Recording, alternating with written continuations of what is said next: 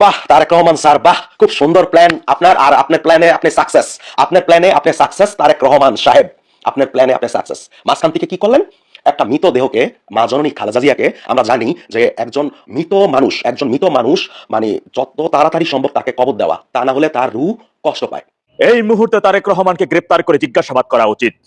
ধরে নিলাম ওদের কথা, আপনারা জানেন যে গতকালকে বেগম জিয়া মারা গেছেন, কিন্তু তার আগের দিন তার টিপসই নেওয়া হলো মনোনয়ন ফরমে এবং মনোনয়ন ফরম গ্রহণও করলো নির্বাচন কমিশন। আসসালামু আলাইকুম ওয়া রাহমাতুল্লাহি ওয়া বারাকাতুহু। আজকে ইতিহাস সাক্ষী হয়ে থাকবে বেগম খালেদা জিয়ার জানাজায় লাখ লাখ মানুষ হয়েছে ইতিহাস সাক্ষী, কারণ তিনি একজন ভালো মানুষ ছিলেন। এই মানুষটাকে হারিয়ে আমরা গভীরভাবে শোকাহত। প্রিয় দর্শক, বেগম খালেদা জিয়ার মৃত্যু নিয়ে এ কেমন নাটকীয়তা! এক একজন এক এক রকম কথা বলতেছে। কেউ বলতেছে বেগম খালেদা জিয়া অনেক আগেই মারা গিয়েছে, আবার কেউ বলতেছে এগুলা সব ভুয়া কথা। প্রিয় দর্শক, আমি আপনাদের মাঝে কয়েকটা ভিডিও দেখাবো। এই ভিডিওর কথাগুলা শুনে আপনাদের মূল্যবান মন্তব্য কমেন্ট বক্সে কমেন্ট করে জানাতে ভুলবেন না। তারা যে কথাগুলা বলেছে তারেক রহমানকে নিয়ে, তারেক রহমান নাকি তার মায়ের লাশ নিয়ে রাজনীতি করেছে, এমনটাই তাদের দাবি। কেন এমন কথা বললেন তারা? তাদের কাছে কি প্রমাণ আছে? প্রিয় দর্শক, তাদের কথাগুলা কতটুকু যুক্তিসঙ্গত? আপনারা ভিডিওটা দেখে আপনারা ভিডিওটা সর্বোচ্চ শেয়ার করবেন এবং আপনাদের মূল্যবান মন্তব্য দর্শক কমেন্টে কমেন্ট করে জানাতে ভুলবেন না। চলেন আমরা কয়েকটা ভিডিও আগে দেখে আসি। কিভাবে মেডিকেলি ডেড, যার ব্রেন কাজ করে না, এমন একজন ব্যক্তি মনোনয়ন ফরমে টিপসই দিতে পারেন? সেখানে কি নটারি পাবলিক হয়েছে? ম্যাজিস্ট্রেট উপস্থিত ছিল? সাক্ষী কে ছিল? হয়েছে এমন কি? একজন ব্যক্তি যদি মেডিকেলি ডেড হয়ে যায়, তার এই ব্রেন এটা কাজ করে না, তার অঙ্গ প্রত্যঙ্গ কাজ করে না, সে তাকে মেডিকেলি ডেড, তারাই অনেক আগে বলে দিয়েছে যে সে কোনো চিকিৎসা নিতে পারছেন না, এটা তো তাদের ভাষাই। তাহলে এমন একজন ব্যক্তির মনোনয়ন ফরমে টিপসই আপনি কিভাবে নেন? শি ইজ মেডিকেলি ডেড, এমন একজন ব্যক্তির আপনি কিভাবে এটা নিতে পারেন? আপনাদের কথা বলা উচিত, আপনাদের এই বিষয়টাকে প্রতিবাদ করা উচিত, এই বিষয়টাকে তুলে ধরা উচিত। সেটা কেউ আপনারা করতেছেন না। আরে লাশ নিয়ে রাজনীতি সে করছে, তারেক রহমান নিজে লাশ নিয়ে রাজনীতি করেছে। তার যে 25 তারিখ আসার পরে সে একটা দিন সুস্থভাবে একটা জায়গায় বসেছিল, সে হুট করে তার প্রধান কার্যালয়ে গিয়ে প্রধান ইয়াতে বসলেন, কার্যালয়ে সেই চেয়ারে গিয়ে বসলেন, তাদের গুলশানের কার্যালয়ে গিয়ে বসলেন, এবং তিনি শনিবার দিন কোথায় পান এই নিয়ম যে নির্বাচন তফসিল ঘোষণা হয়ে যাওয়ার পরে আপনি ভোটাধিকার পাবেন? এই নিয়ম, এই আইন কোথায় আসছে? বাংলাদেশের কোথায় এই আইনটা আছে আমাকে বলতে পারেন? কারণ সে বিদেশি নাগরিক ছিল, তার মাকে মেডিকেলে সে মারা গেছেন, এই তথ্যটা যদি দানাদানি হয়ে যায় তাহলে সেই দেশের নাগরিকও হইতে পারবে না, কারণ তার গার্জিয়ান কে কিসের ভিত্তিতে সে বাংলাদেশের নাগরিক হবে? কি আছে তার? সুতরাং সেই লাশকে কাজে সে নাগরিকত্ব নিয়েছে, তাও আবার শনিবার দিন, সরকারি ছুটির দিনে তারা তার নাগরিকত্ব নিয়ে নিয়েছেন। সমস্ত কার্যালয় তার বসা হয়ে গেছে, আগামীতে তিনি একটি সংসদে নির্বাচন করবেন তার বন্দোবস্ত হয়ে গেছে। এবং একজন মেডিকেলি, বড় কথা হচ্ছে তাদের ভাষাই আমি বলি, তাদেরটাই আপনি মেনে নেন না, তাদেরটাই আমি মেনে নিলাম, কিন্তু একজন মেডিকেলি ডেড ব্যক্তি কিভাবে নির্বাচনে তার মনোনয়ন ফরমে তিনি টিপসই দেন? এমন একজন রোগী, তার সম্মতি নিতে হবে, তাকে বলতে হবে যে হ্যাঁ আমি আমি আমি রাজি আছি, আমি নির্বাচন করতে রাজি আছি, আমার টিপসই নেন, এই সম্মতিটা তাকে দিতে হবে, সেটা ম্যাজিস্ট্রেটকে শুনতে হবে, সাক্ষীকে জানতে হবে, নোটারি পাবলিক হবে, তারপরে সে মনোনয়ন ফরমে যেটা নিবেন তার টিপসই আপনি নিবেন। একজন মেডিকেলে ডেড ব্যক্তির তার অজ্ঞাত অবস্থায় তার ব্রেন কাজ করছে না, এমন সময় তার টিপসই আপনি নেন কিভাবে? এবং সেই টিপসই কিভাবে নির্বাচন কমিশন রিসিভ করে? কোন আইনের ভিত্তিতে? এরা সবগুলো ক্রাইম করেছে, দেশদ্রোহিতার শামিলের কাজ করেছে তারা। পুরো হাসপাতালটাকে 1 মাস ধরে তারা মবের রাজ্য বানিয়ে ফেলেছিল। হাসপাতাল কর্তৃপক্ষ, এই পরিবারের লোকজনগুলা এবং এর ঊর্ধ্বতন নেতাগুলোর সাথে দায়ী, এই ডেভিল ইনুসের সাথে দায়ী। আজকে পুরো 32টা দিন ধরে তাকে নিয়ে ভাবে অপরাজনীতি করা হয়েছে, একের পর এক তার বিষয়ে তথ্য গণমাধ্যমে নিউজ আছে, এই ডাক্তার জাহিদের বিষয় দায়ী। সুতরাং তাদেরকে ধরা উচিত, আপনাদের সত্য কথাটা বলা উচিত। লাশ আমরা তার অবশ্যই তার বিদায় যাত্রার মাগফিরাত কামনা করছি। আমি অনেক আগে থেকে, আমি 28 তারিখ থেকে, ডিসেম্বরের 4 তারিখ থেকে আমি তার বিদায় যাত্রার মাগফিরাত কামনা করে আসতেছি, এবং আমি এই নিয়ে কথা বলতেছি। একজন মৃত ব্যক্তি কিভাবে সয় রেখা, একজন মৃত ব্যক্তিকে এভাবে তার আত্মায় কষ্ট দিয়ে ডিপ ফ্রিজের মধ্যে ভরে রেখে আপনারা বলতেছেন আইসিইউর বেডে আছে। একটা ছবি আপনারা আইসিইউর বেডে আসতো কেউ দেখাইতে পারছে? কেউ দেখছেন? আইসিইউ আমরা ট্রিটমেন্ট আমরা জানি না, আইসিইউ কি তার গ্লাসের ফাঁকা দিয়ে দেখা যায় না যে রোগী ওখানে আছেন বেডে? কেউ দেখাতে পারছে? পুরো মাসটা আজকে 32টা দিন ধরে একজন মেডিকেলি ডেড, তাদের ভাষায় কিন্তু কথাটা বলা হয়েছে। কিভাবে তার মনোনয়ন ফরমে আপনারা টিপসই নিলেন? কিভাবে সেই নির্বাচন কমিশনের নেয়? সম্পূর্ণ একটা মেটিকুলাস ডিজাইন, এটা সম্পূর্ণ অপভাবে পুরো জাতির সাথে প্রতারণা করা হচ্ছে, পুরো বাঙালি জাতির সাথে প্রতারণা করা হচ্ছে। কি দিবেন আপনারা এই প্রতারণার? একজন, তিনি কি শুধু তার মা, তিনি বাংলাদেশের প্রথম নারী প্রধানমন্ত্রী না? তিনি বাংলাদেশের সকল জনগণের প্রতিনিধি ছিল না? প্রধানমন্ত্রী হিসেবে তিনি বিশ্বের দরবারে তিনি প্রতিনিধিত্ব করেন বাংলাদেশের হইয়া। তাহলে তার সাথে এইভাবে অপরাজনীতি করা হয়েছে।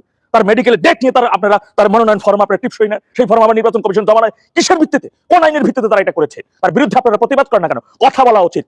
দেশের জনগণ আপনাদের সাথে যেভাবে প্রতারণা করেছে, দেশের প্রথম নারী প্রধানমন্ত্রীকে নিয়ে তার পুরো পরিবার, পুরো গোষ্ঠী, ওই পুরো এভারকের হাসপাতাল কর্তৃপক্ষ, এটা সম্পূর্ণ ভুয়া ছিল। এসএসএফ নিয়োগ করা, ভিভিআইপি ঘোষণা করা, সেখানে হেলিকপ্টার নামানো ওঠানো, সম্পূর্ণ রকম সবকিছু একটা প্রতারণার অংশ হিসেবে তারা এগুলো করেছে। এই পর্যন্ত 5 দিনের মধ্যে তিনি রাজপুত্র আসলেন, একেবারে সবকিছু তার সব দিকে যখন সবকিছু এক এক করে তিনি দখলে নিয়ে নেন, এরপর তিনি তার ঘোষণা দিয়ে দিলেন। কারণ এখন তার সম্পূর্ণ প্রধানমন্ত্রী হওয়ার পথ পুরো পরিষ্কার। একবার চিন্তা করেন, ব্যক্তি প্রধানমন্ত্রী হলে দেশের জনগণের অবস্থাটা কি হবে, দেশের মানুষের পরিণতি কি হবে, যে তার মায়ের সাথে এমন করতে পারে। আপনারা এই বিষয়টা নিয়ে কথা বলতে, লাশের রাজনীতি করছে তার সন্তান, কিভাবে এগুলো করতে পারলো এই পর্যন্ত বলেন? এই বিতর্কের কোনো জবাব আছে তাদের কাছে? আপনারা কথা বলেন না কেন? কথা বলা উচিত দেশের জনগণের, দেশের মানুষের, দেশের সুশীলদের। এখন পর্যন্ত যদি কথা না বলেন, তাহলে পরিণতি আপনাদের আগামীতে কিন্তু অনেক করুণ ভাবে ভোগ করতে হবে। কসম করে বলতেছে, আপনাদের পরিণতি অনেক ভয়ঙ্কর ভাবে ভোগ করতে হবে। শুধু প্রতিবাদ করতেছি না, শুধু চিল্লাইতেছি না, আপনাদের বিরুদ্ধে প্রতিবাদ করেন। অন্তত পক্ষে এটা তো পরিষ্কার, জি তাদের ভাষায় আপনি মেনে নেন যে হ্যাঁ উনি এই পর্যন্ত বেঁচে ছিলেন, উনি এই পর্যন্ত বেঁচে আছেন। তাহলে একজন মেডিকেলি ডেড, তার যে ডাক্তার বলছে মেডিকেলি ডেড, তার ব্রেন কাজ করে না, তার অঙ্গ প্রত্যঙ্গ কাজ করে না, ভেন্টিলেটরের মাধ্যমে তাকে প্রাকৃতিক ভাবে বাঁচাই রাখা হয়েছে, আর কিছুই।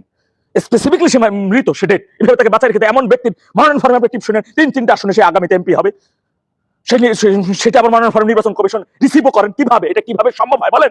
পরের দিন সে মারা গেল, পরের দিন তার মৃত্যুর ঘোষণা আপনি দিয়ে দিলেন। এটা কিভাবে সম্ভব? এই প্রতারণা জাতির সাথে, এত বড় প্রতারণা, এত বড় মুনাফিকি পুরো বাঙালি জাতির সাথে করা হয়েছে। তার বিরুদ্ধে আপনারা কথা বলছেন না? এর বিরুদ্ধে আপনাদের কথা বলা উচিত, আপনাদের প্রতিবাদ করা উচিত। প্রতিটা মানুষের আমি মনে করি পুরো বাঙালি জাতির সাথে প্রতারণা করা হয়েছে। পুরো আজকে 1 মাস 2টা দিন ধরে পুরো বাংলা জাতির সাথে প্রতারণা করেছে তার সন্তান। তার বিরুদ্ধে আপনাদের প্রতিবাদ অবশ্যই তাকে গ্রেফতার করে। এটার সাথে যারা জড়িত, যত মেডিকেল বোর্ড আছে, যে এবারকার হাসপাতাল কর্তৃপক্ষ, ডেভিল ইনুস সহ যারা এর সাথে জড়িত, সবাইকে আগে গ্রেফতার করে তাদের জিজ্ঞাসাবাদ করা উচিত আপনাদের। তা না হলে এই দেশের আগামীতে অনেক ভয়ঙ্কর পরিণতি ভোগ করতে হবে দেশের সাধারণ মানুষকে। যদি আপনারা তাদের সাথে, আপনাদের সাথে এত বড় প্রতারণা যখন করতে পারছে, নিজের মায়ের বিষয় নিয়ে যখন একটা সন্তান এরকম প্রতারণা করতে পারে জাতির সাথে, আর তার বিষয়তে ইমোশনাল হয়ে যান আপনারা, এর বিরুদ্ধে কথা বলে বলবেন লাশ নিয়ে কথা বলতেন। আরে বাবা, লাশ থেকে আমি কথা বলতেছি, এই বিষয়টা আমি প্রতিবাদ করতেছি না, কেউ তারা করছে এই বিষয়গুলো, তাদের বিষয়ে বলতে পারেন না? একজন মেডিকেলি ডেড ব্যক্তি, তাদের কথা মতো বলতে পারেন? কিভাবে সে টিপসই দিল, কিভাবে তার মনোনয়ন ফর্ম জমা হয় আগের দিন? দর্শক, আমি যে খালেদা জিয়া, মা জননী খালেদা জিয়া মারা গেছে, সেটা কবে অ্যানাউন্সমেন্ট দিছি এই পেজে, যারা পেজ থেকে দেখতেছেন ভিডিওটা, ইউটিউব থেকে না, যারা পেজ থেকে দেখতেছেন, প্লিজ একটা রিলস ভিডিও আমি ডিসেম্বরের 5 তারিখে ছাড়ছিলাম। ডিসেম্বরের 3 তারিখে আমি শুনছি খালেদা জিয়া মারা গেছে, ডিসেম্বরের 3 তারিখে। আজকে ডিসেম্বরের 30 তারিখ, তাহলে 27 দিন পর এত লুকোচুরি করে তারেক রহমান সাহেব রোড টু সাকসেস, মানে উনি সাকসেস হয়েছে, যে উনি যেটা চাইছিল যে জনগণ এটা না বলতে পারে যে মা মারা গেছে, সন্তান ভয়ে আসে নাই, লন্ডন থেকে সন্তান ভয়ে আসে নাই। উনি সাকসেস। উনি চেয়েছিল ওনার ভোটার আইডি কার্ড হবে, উনি চেয়েছিল, আমি বলে দিই কি চাইছিল, ওনার ভোটার আইডি কার্ড হবে, ঠিক আছে। ওসমান হাদির যেহেতু ব্যাপারটা সামনে চলে আসছে, ওসমান হাদির ব্যাপারটা যদি উনি না আসতো এই টাইমে এত দ্রুত ডিসিশন নিয়ে, তাহলে ওসমান হাদি হয়ে যাইতো এই মৃত অবস্থায় প্রেসিডেন্ট। এখনো বর্তমানে ওসমান হাদি ভাইকে নিয়ে যা আলোচনা হচ্ছে, ঠিক আছে। আরে আপনারা আমাকে মনে করেন যে আমি কোন পক্ষে কথা বলি, মাঝে মাঝে বিএনপির পক্ষে কথা বলি, মাঝে মাঝে এই পক্ষে কথা বলি। আরে এগুলো আপনাদেরকে একটু বাজিয়ে দেখি, আপনারা কি বলতে চান। আপনাদের কাছে একটা কথা বলে দিই, স্টেটকার, এই নির্বাচন সুস্থ নির্বাচন হবে, এবং এই নির্বাচনে ডাক্তার ইউনূস স্যার যে প্ল্যানিং করছে বিএনপিকে নিয়ে, ইউনূস স্যার জীবনও সাকসেস হতে পারবে না, আমরা সাকসেস হতে দিব না, ঠিক আছে, আমরা সাকসেস হতে দিব না। আপনাদেরকে একটা ব্রেকিং নিউজ দিয়ে রাখি, চরমোনায়, তারপর আল্লামা মামুনুল হক, যাদের দল আছে, ইসলামিক যত দল আছে, সব দল কিন্তু এখন জামাত ইসলামের সাথে যোগ দিছে। কি খুশি হয়েছেন? ভোটটা কিন্তু জায়গা মতো দিতে হইব। ভিডিওতে আমি ইউটার্ন নিয়ে অনেক সাইডে কথা বলবো, কিন্তু লাইন ঠিক রাখতে হবে মাথায়, ঠিক আছে। ওসমান হাদির কথায় রাখা, যদি নির্বাচন হয়, যদি ভোট দিতেই হয়, তাহলে ভোটটা কিন্তু ভাই বুঝা শুনা দিয়েন। আমি বলুন না ভাই কারে দিয়েন, কারণ আপনার প্রার্থী, আপনার পছন্দের প্রার্থী, আপনি কাকে ভোট দিবেন সেটা আপনার অভিরুচি।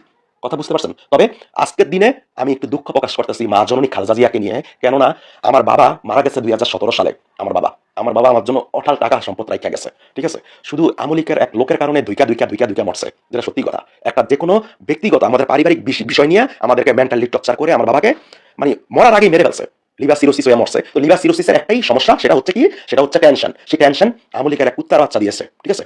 তো সেই কুত্তার বাচ্চা এখন জেল খাটতে, তো সমস্যা নাই, জেল তো খারামই, আর শুধু নির্বাচনটা হোক, ওর পনেরো দায়িত্ব আলাবাস ঢুকামো। তারেক রহমান স্যার, আপনাকে বলতেছি, আমার মনে হয় না, আমি যতদূর জানি যে আপনার ভোট, আপনি যত ভোট পাবেন, যেটা প্রথম আলো প্রকাশ করছে, প্রথম আলো তো হইলো প্রথম মিথ্যাবাদী, যে ভোটের যে একটা তালিকা করছে না, যে বলছে যে আপনি সবচেয়ে বেশি ভোট পাইছেন, তালিকা করছে না?